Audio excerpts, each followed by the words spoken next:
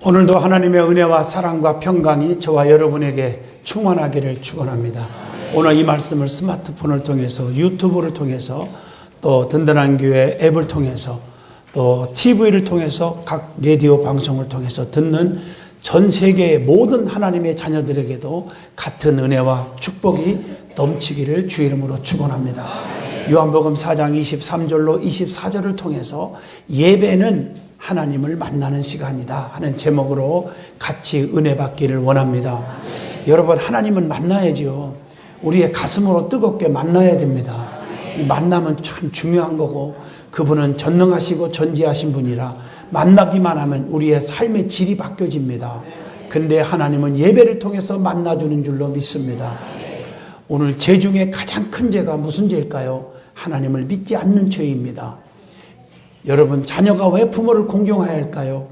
부모 없이 태어난 자식이 없기 때문입니다. 여러분, 피조물인 인간이 조물주, 창조주 하나님을 믿고 그분을 따르는 것은 기본 상식이라고 생각합니다. 여러분, 하나님은 어떤 분입니까? 생사화복을 주관하시는 분입니다. 세상 만사가 내 마음대로 사는 게 아닙니다. 하나님이 주관하고 계십니다. 그분 마음을 편케 하시고 그분의 마음에 감동케 하는 자, 창세기부터 요한계시록까지 보세요. 죽을 자는 살았고, 병든 자는 고쳤고, 눈먼 자는 뜨게 하셨고, 안진뱅이 걷게 하셨고, 풍랑도 잔잔케 하시고, 모든 일들을 다 해결하신 분입니다. 그래서 우리는 그 하나님을 만나는 체험이 있어야 돼요. 그 하나님을 잘 믿는 믿음이 있어야 돼요. 하나님은 전지하시고 모르는 것이 없는 그런 분이시고, 또 무능치 못함이 없는 전능하신 분이고, 안 계신 곳이 없이 어디든지 계신 무소부재하신 하나님입니다. 그래서 우리가 성경에 보면 하나님이 어디든지 계시기 때문에 그분께 무릎 꿇고 기도하면 다 문제가 해결되고 축복을 받았어요. 저희 교회도 마찬가지예요. 여러분, 같은 말씀이고 같은 하나님의 성전이지만 여러분들이 기도할 때마다 응답을 많이 받잖아요. 특별히 어떤 분은 제가 지방에서 부흥회 하냐고 여기 일산에 올 수도 없지만, 어떤 분은 목사님 기도해 주세요, 종양이래요. 전화로 기도 한 번 했는데 병원에 가니까 종양이 없어지고. 이런 분들이 우리 교회 안에 얼마나 많이 일어납니까? 어디든지 시공간을 초월하시고 하나님은 계시기 때문인 줄로 믿습니다. 그러니까 하나님 앞에 간절히 중복 기도할 때 그 하나님은 들으시는 줄로 믿습니다. 그런데 하나님은 구약에서는 제사를 통해서, 오늘날은 예배를 통해서 하나님은 우리를 만나주시고 문제를 해결해 주시고 축복도 주시는 분이십니다. 믿음의 사람들은 예배를 통해서 축복을 받고 믿음이 점점 자라고 성숙해지는 것입니다. 그래서 예배의 신앙이 살아나면 모든 것들은 다 시온의 대로가 열리고 만사가 형통이 오는 것입니다. 그렇기 때문에 오늘 본문 말씀에 하나님은 영이시니 예배하는 자는 신령과 진정으로 예배할지니라 라고 24절에 말씀하고 계십니다. 저와 여러분이 오늘 본문 말씀을 통해서 예배는 하나님을 만나는 시간이다 하는 제목으로 저와 여러분이 같이 은혜를 받고 예배의 신앙이 뜨거워지기를 주 이름으로 축원드립니다. 제일 먼저 예배가 무엇입니까? 예배가 무엇이길래 예배하는 자를 하나님 만나주신다고 그랬고 예배가 중요하다고 가르쳤습니까? 제일 먼저 예배의 의미가 무엇인지를 말씀드립니다. 시편 138편 2절에 보면 내가 주의 성전을 향하여 경배하며 주의 인자하심과 성실하심을 인하여 주의 이름에 감사하오리니 이는 주께서 주의 말씀을 주의 모든 이름 위에 높게 하셨음이니이다. 주의 이름에 감사하며 주님의 이름에 감사하는 거예요. 그게 예배예요. 시편 138편 1절에 주님께 찬양하는 거예요. 로마서 12장 1절 보면 그러므로 형제들아 너희 몸을 하나님이 기뻐하시는 거룩한 산제사로 드리라. 이는 너희의 드릴 영적 예배니라. 하나님께 산제사를 드리는 것이 예배입니다. 또 시편 136편 5절에 보면 지혜로 하늘을 지으신 이에게 감사하라. 그 인자하심이 영원함이로다. 창조주 하나님께 정말 진심으로 감사함으로 경배하는 것이 예배인 줄로 믿습니다. 그러면 예배의 뜻이 뭘까요? 물론 구약에 나오는 히브리 말, 신약 성경에 나오는 헬란 말의 차이는 있지만 여러분, 예배의 그 가장 동질성은 하나님을 향한 바른 자세를 가지고 하나님을 찬양하고 경배하는 뜻이 있어요. 그래서 역대하 29장 30절 보면 히브리 말로 보면 사하라고 하는 말을 쓰는데 그 말은 섬긴다 혹은 절하다 혹은 엎드린다 이런 뜻이 있습니다. 즉 하나님을 섬기고 그분께만 엎드리고 그분께 절하는 겸손한 자세로 하나님께 나아가는 것, 이것이 바로 예배입니다. 또 신약 성경의 헬라어로 보면은 프로스큐네오라고 하는 말이 있는데 이 단어는 존경하다, 섬긴다, 모신다, 숭배한다 이런 뜻이 있습니다. 요한복음 4장 20절 말씀처럼 여러분, 이 워십이라는 말, 가치가 있다, 진가, 고귀하다, 경이롭다, 이게 다 존경을 드린다 이런 뜻이 워십입니다. 시편 29편 1절로 2절, 시편 96편 8절에도 말씀하고 계십니다. 그러므로 예배는 하나님을 향하여 겸손하게 신령과 진정으로 예배를 드림으로 하나님의 은총을 받게 되고 하나님을 만나는 축복을 반드시 받는 것입니다. 그러면 예배의 대상이 누굽니까? 누구에게 예배를 드리는 것입니까? 이것은 어느 형체도 안 되고 사람이 돼서도 안 되고 장양이 목사가 돼서도 절대 안 됩니다. 예배의 대상은 오직 하나님 한 분이십니다. 마태복음 4장 10절 하나님이십니다. 성도는 하나님께만 경배해야 된다고 요한계시록 19장 20절에 말씀하고 계십니다. 나는 너의 및 예수의 증거를 받은 내 형제들과 같이 된 종이니 삼가 그리하여 말고 오직 하나님께만 경배하라. 예수의 증거는 대영의 영이라 하더라. 이렇게 말씀하고 계십니다. 그 다음에 예배의 대상은 예수 그리스도 주님이십니다. 우리는 삼위일체를 믿습니다. 성부, 성자, 성령 한 하나님이십니다. 동일하신 분입니다. 그래서 요한복음 10장 30절만 말씀 봐도 나와 아버지는 하나이시니라 그렇게 말씀하고 계십니다.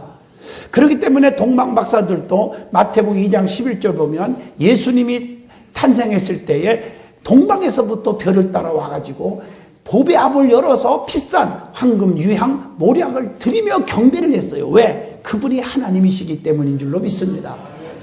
요한계시록에서 보좌에 앉으시니와 함께 어린 양을 경배의 대상으로 증거하고 있다고 계시록 4장 10절로 11절에도 말씀하고 계십니다. 계시록 5장 11절로 14절 보면 구속하신 예수님께만 경배하여야 한다고 말씀하고 계십니다.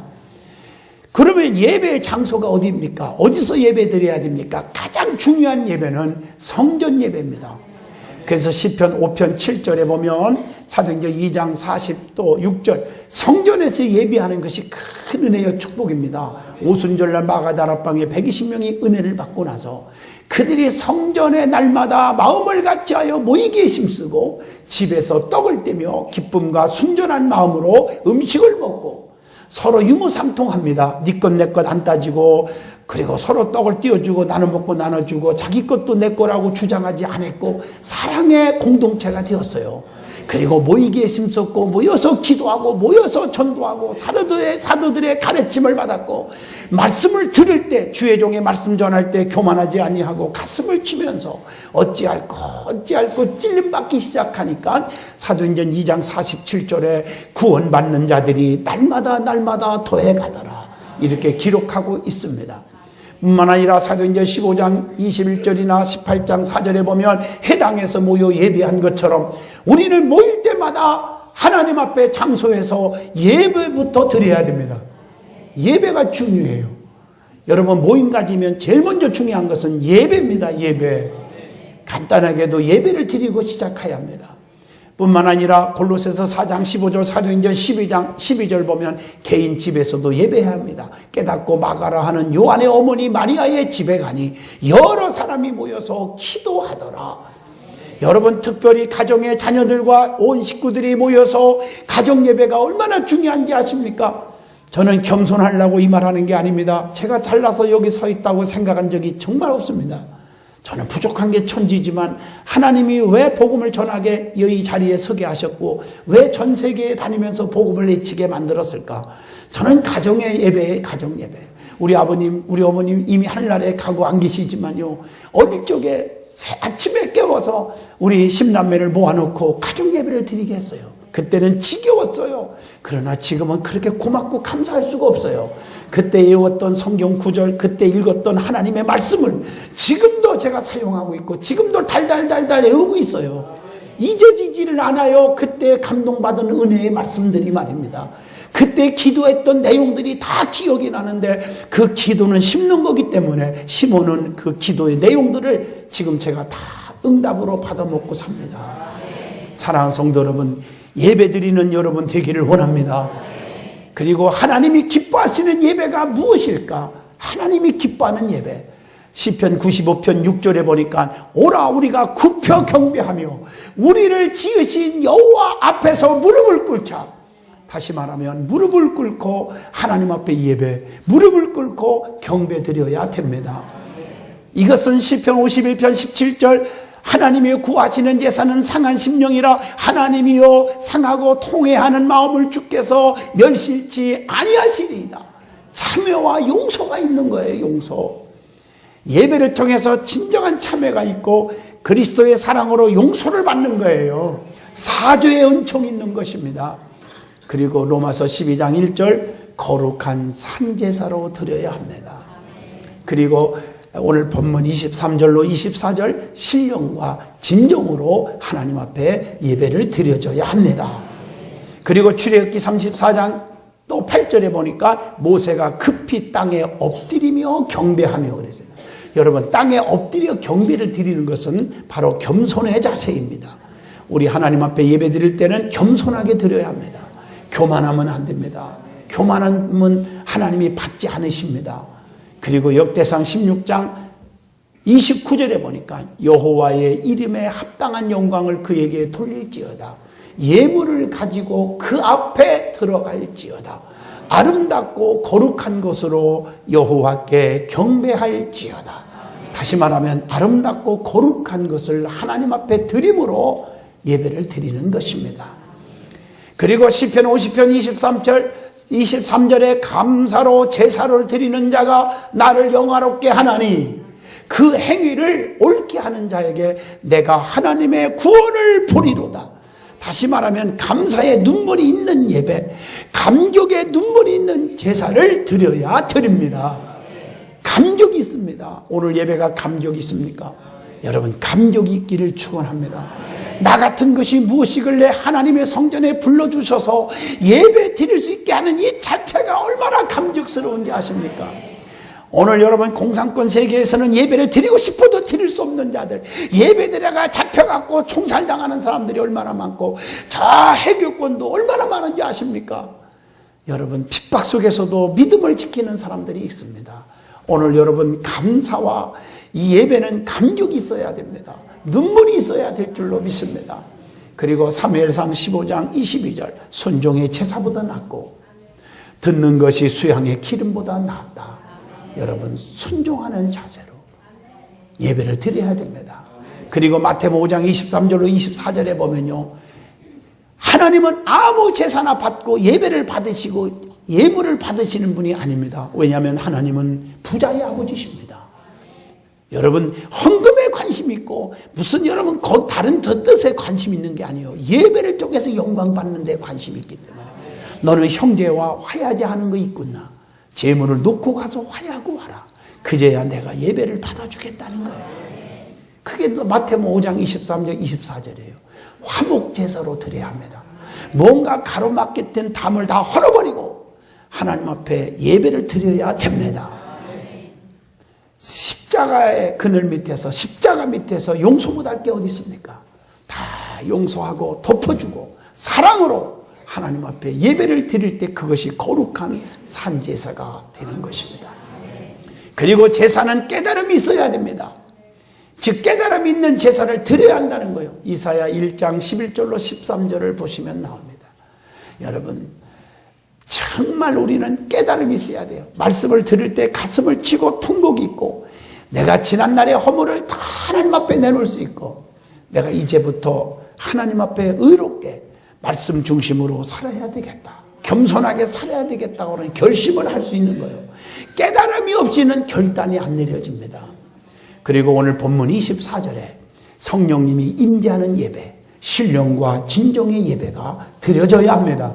예배를 통해서 주님을 만나는 체험이 있고, 예배를 통해서 은사가 체험되고, 예배를 통해서 치료가 나타나고, 예배를 통해서 문제가 해결되고, 예배를 통해서 여러분의 소원이 성취되는 그런 신령한 예배가 이루어지기를 바랍니다.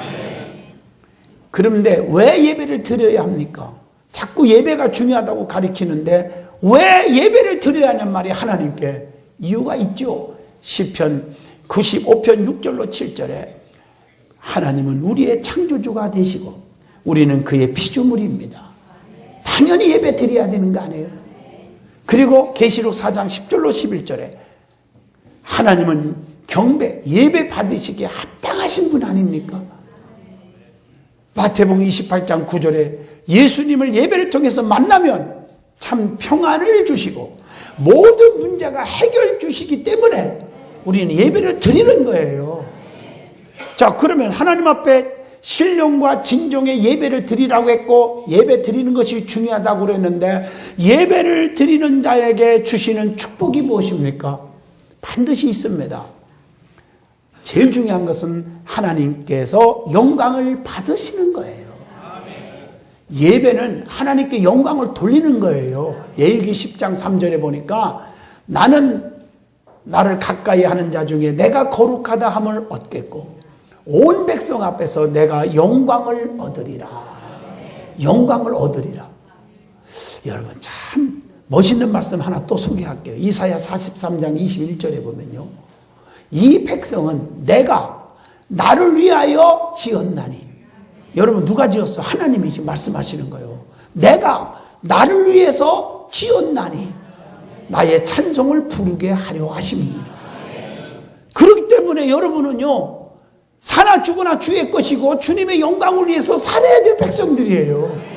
그래서 주님이 제일 기뻐하는 성도가 누군 줄 아십니까? 우리의 가슴 속에 우러나오는 신앙 고백. 살아도 주를 위해 살고 죽어도 주를 위해서 죽나니 사나 죽으나 내가 주의 것입니다. 먹든지 마시든지 주의 영광을 위해서 살렵니다. 이런 믿음이 꽉 차 있는 사람은요 주님이 제일 기뻐하시고 영광을 받으신 그분은 우리에게 엄청나게 시편 138편 보상해 주시리라. 책임져 주실 줄로 믿습니다. 여호수아 24장 25절 오직 나와 내 집은 하나님만 섬기겠다. 결심하시기를 주 이름으로 축원드립니다.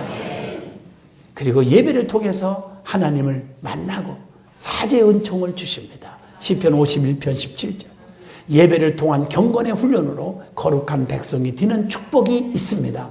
출애굽기 19장 6절의 말씀. 그래서 예배를 드리는 거예요. 예배를 통해서 하늘의 만나의 축복을 또 받아요. 계시록 2장 17절의 말씀입니다. 예배를 통해서 기도의 응답을 받게 되는 축복도 와요. 시편 84편 10절로 11절 여호와 하나님은 해요 방패시라. 여호와께서 은혜와 영화를 주시며 정직히 행하는 자에게 좋은 것을 아끼지 아니하실 것입니다. 아끼지 아니하시고 좋은 것을 주신답니다. 또한 예배를 통해서 말할 수 없는 엄청난 기쁨과 평강이 찾아오게 해줍니다. 그래서 누가복음 24장 52절로 53절 보면 성도가 큰 기쁨을 누리게 됩니다. 엄청난 온 집안이 큰 기쁨을 누리게 된다고 사도행전 16장 31절로 34절에 말합니다. 성경에 보면 바울과 실라가 감옥에 갇혀 있어도 복음을 전하는데 감옥을 지키던 간수와 온 집이 사도들이 전해준 복음 때문에 예수를 영접하고 크게 기뻐하더라. 뿐만 아니라 빌립보 2장 17절로 18절에 주의 종과 성도가 기쁨을 누리게 되었습니다. 예배를 통해서 또한 가정의 축복을 받는 축복이 있습니다. 예배를 통해서 가정의 복을 받으시기를 축원합니다. 행복해지시기를 축원합니다. 그래서 성경에 보면 가정의 복을 받은 집이 많아요. 막 왕의 계승이 끊어지지 아니하고 축복이 대대로 자자손손 끊어지지 아니하고 아브라함 때문에 이삭이, 이삭 때문에 야곱이, 야곱 때문에 요셉이 쭉 이어지는 것도 있고요. 또 솔로몬이 성전을 건축하고 다윗의 축복으로 아들 솔로몬이 이어지잖아. 왕이 되고 또 하나님의 제사를 드렸더니 이스라엘을 다스릴 행위가 끊어지지 않는 축복을 받았다고 역대하 7장 12절, 역대하 7장 18절에 말씀하고 계십니다. 또한 예배를 통해서 이삭의 가정에도 문제가 해결된 것을 여러분 잘 아시잖아요. 이삭의 우물로 인해서 아비멜렉 군대와 그의 종들이 싸움이 벌어져요. 자꾸 분쟁이 일어나요. 그때 하나님께 단을 쌓고 예배를 드림으로 문제가 해결되었음을 창세기 26장 25절로 28절까지 기록되어 있습니다. 또한 예배를 통해서 야곱의 가정에도 내가 이런 걸 보면서 성경을 보면서 문제없는 집안이 없더라고요. 성경에도 문제가 다 있어요. 축복받은 집안도. 야곱도 문제가 있었어요. 야곱의 가정에 딸 디나가 있었는데 세겜 땅에서 강간을 당해요. 그래서 그 사건으로 야곱의 아들들이 화가 나서 그 부족들의 모든 남자들을 다 쳐들어가서 죽여버립니다. 이 일로 인해서 부족들이 얼마나 화가 나는지 공격이 들어와요. 베델에서 그때 야곱은 단을 쌓고 하나님 앞에 예배를 드립니다. 제사를 드렸어.